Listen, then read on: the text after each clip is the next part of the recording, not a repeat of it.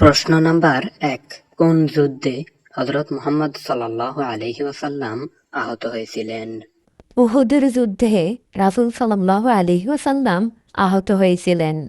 পৃথিবীর ইতিহাসে সর্বপ্রথম কে মারা যায়? হাবিল মারা যায়।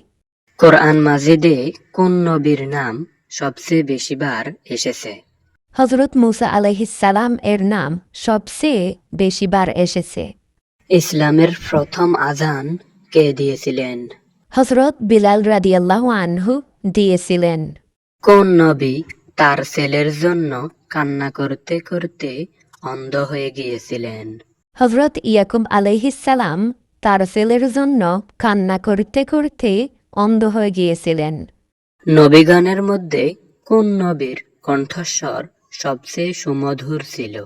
নবীদের মধ্যে দাউদ আলাইহিস সালাম এর কণ্ঠস্বর সবচেয়ে সুমধুর ছিল।